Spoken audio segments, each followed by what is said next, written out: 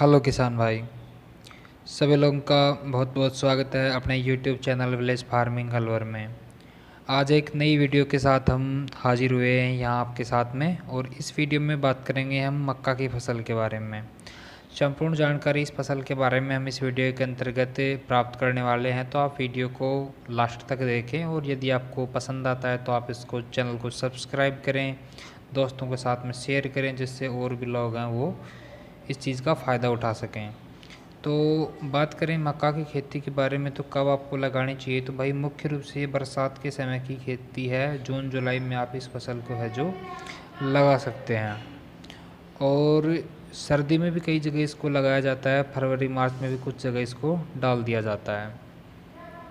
अब हम बात करें इस फसल के डालने के लिए मिट्टी किस प्रकार की अपने को चाहिए, तो दोमट जो चिकनी मिट्टी है उसमें आप इस फसल को कर सकते हैं। दोमट जो रेतीली मिट्टी है उस मिट्टी में आप इसको कर सकते हैं।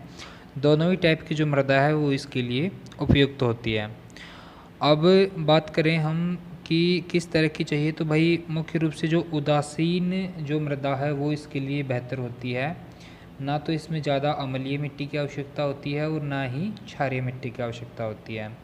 साथ ही साथ इस फसल में एक और जो ध्यान रखने की बात है वो ये है कि आप जिस भी खेत में इसको डाल रहे हो उसमें जल निकास की उत्तम व्यवस्था होनी चाहिए, क्योंकि मुख्य रूप से वर्षा ऋतु की ये फसल है, तो बारिश का पानी यदि आपके खेत में भरा रहता है तो जो फसल है उसके ख़राब होने के चांस बढ़ जाते हैं। फसल है जो सड़ जाएगी आपकी खेत में। तो इसके लिए विशेष रूप से जल निकास का जो प्रबंध है वो आपका बढ़िया होना चाहिए, खेत में पानी जमा ना हो, इस तरह की व्यवस्था आपको करनी चाहिए। अब बात करें हम इसके लिए ज़मीन किस तरह से तैयार करवाएं, तो सबसे पहले तो आप हल पलटने वाला जो हल है उससे 2-3 बार चलवाएं। उसके बाद रोटावेटर आप लगवा सकते हैं। ज़मीन को बिल्कुल लेवल करवाएं आप। और लेवल करवाने के साथ साथ जैसा हर वीडियो में मैं आपको बताता हूँ कि कोई भी आप फसल डाल रहे हैं, सब्ज़ी डाल रहे हैं, तो भाई अपने को उसमें जो खाद है उसका प्रयोग ज़रूर करना चाहिए। तो आप इसमें 5 से 7 टन जो गोबर की सड़ी हुई खाद है उसका यूज़ करें प्रति हेक्टेयर के हिसाब से। आप इसको कम बत्ती भी कर सकते हैं अपने हिसाब से। अब उसके बाद में बात करें हम कि जो कौन सी वैरायटी हैं वो इसकी बढ़िया होती हैं, तो भाई जैसा पायोनियर P1899 आप देख पा रहे होंगे, बढ़िया वैरायटी है। ये भी जल्दी ही जो इसके भुट्टे हैं वो तैयार हो जाते हैं। इसके अलावा पायोनियर की ही P3388 है, ये भी हाइब्रिड फसल है इसकी। इसके अलावा पायोनियर P3302, पायोनियर की P3302, ये तो सेम हो गई यहाँ पे। ये 04 थी एक, है ना, ये टाइपिंग में थोड़ा वो हो गया।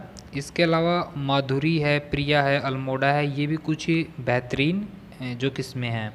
उसके अलावा चारे के लिए भी कई जगह इसको डाला जाता है, तो वहाँ पे आप अफ्रीकन टाल नाम से एक जो वैरायटी आती है वो डाल सकते हैं। ये चारे के पर्पज़ से जो मक्का डालते हैं उसमें बेहतर जो रिजल्ट है उसका वो देखने को अपने को मिलता है। अब हम बात करें बीज के बारे में कि भाई अपने को कितना बीज है वो डालना चाहिए, तो देखिए सबसे पहले तो बात करें सादा मक्का यदि आप डाल रहे हैं तो 7 से 7.5 किलो प्रति हेक्टेयर के हिसाब से आप इसमें बीज है जो डाल सकते हैं। उसके अलावा स्वीट कॉर्न जिसको मीठी मक्का भी बोला जाता है वो 10 से 12 किलो प्रति हेक्टेयर के हिसाब से डाली जाती है, क्योंकि इसका जो बीज है वो थोड़ा हल्का होता है, तो इस वजह से ये 10 से 12 किलो प्रति हेक्टेयर के हिसाब से आप डाल सकते हैं। अब बात करें भाई हम बीज को किस तरह से ट्रीटमेंट अपन कर सकते हैं, तो इसके लिए बावस्टीन या थाइमेथोक्जिम से आप बीज को उपचारित करिए, बहुत ज़रूरी हो जाता है, क्योंकि ये ही आपका जो बीज है उसको किसी भी प्रकार का जो फंगस है या अदर जो बैक्टीरियल प्रॉब्लम है उनसे सेफ रखता है। तो आप इसका यूज ज़रूर करें, बावस्टीन या थाइमेथोक्जिम। अब हम बात करें इस फसल का जो बुवाई की विधि है वो किस प्रकार से आपको लगानी चाहिए, तो भाई हमेशा एक चीज़ ध्यान में रखने कि कतार के में ही इस फसल की बुवाई करें आप, और कतार से कतार के बीच की दूरी 75 से 100 सेंटीमीटर रखें। पौधे से पौधे के बीच की दूरी करें तो 20 से 25 सेंटीमीटर आप एक जो पौधा है उसकी दूसरे पौधे से डिस्टेंस रख सकते हैं। अब हम बात करें कि जो ये फसल है उसमें कौन कौन से जो उर्वरक हैं वो आपको डालने चाहिए। तो वैसे तो आपको मृदा की जांच करवानी चाहिए, उसी के अनुसार आप उर्वरकों का यूज़ करें।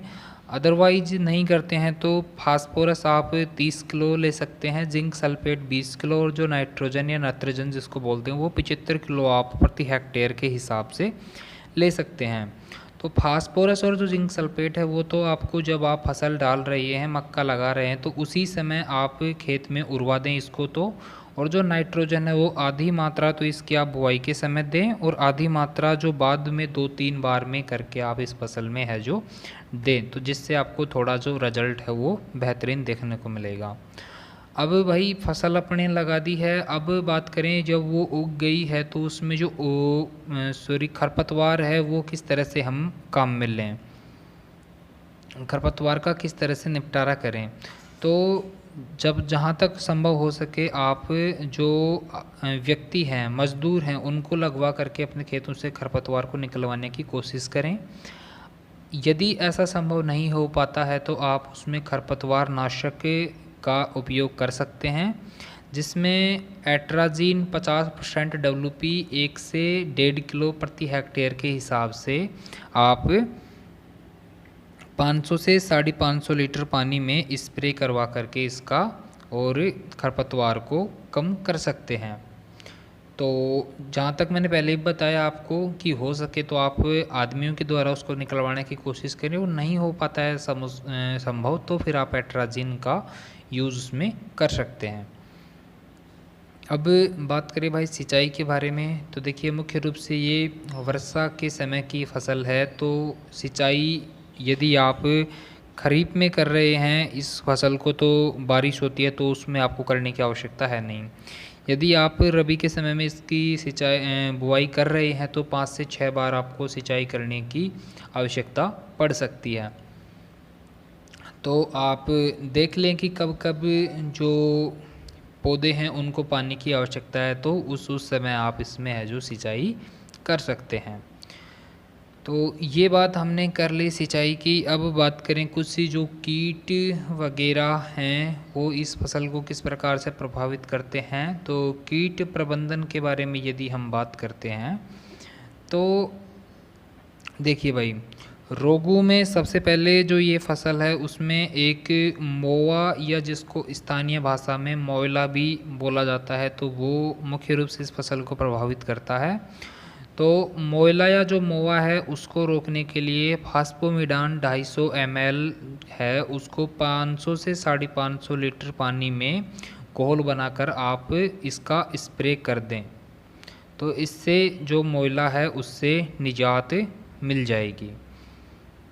बात करें एक रोग इसमें और होता है तना छेदक। तो तना छेदक को कंट्रोल करने के लिए आप कार्बोफ्यूरॉन का यूज़ कर सकते हैं, ठीक है। 3% कार्बोफ्यूरॉन 5 से 6 किलो प्रति हेक्टेयर के हिसाब से, कार्बोरिल 50% का भी आप स्प्रे कर सकते हैं, और इस तरह से आप है जो रोगों का कंट्रोल में ला सकते हैं। तो भाई ये हमने जानी मक्का की खेती के बारे में कुछ महत्वपूर्ण सी बातें। तो उम्मीद है कि ये वीडियो आपके लिए हेल्पफुल साबित होगा, और बताई गई विधि से यदि आप ये फसल करते हैं तो आपको अवश्य रूप से अच्छी आमदनी होगी, आपका जो खर्च है वो कम आएगा फसल में। तो इसी बात के साथ साथ आज का वीडियो हम यहीं पर समाप्त करते हैं। तो भाई एक बार पुनः सभी किसान भाइयों को राम राम, और वीडियो देखने के लिए सभी लोगों का तहे दिल से धन्यवाद। और यदि आपने चैनल को सब्सक्राइब नहीं किया है तो आप इसको सब्सक्राइब कर लें, जिससे इस तरह के जो वीडियोज़ हैं वो आपको रोज़ देखने को मिलें, और वीडियो को लाइक करें, दोस्तों के साथ में शेयर करें। तो भाई इस वीडियो में इतना ही, धन्यवाद।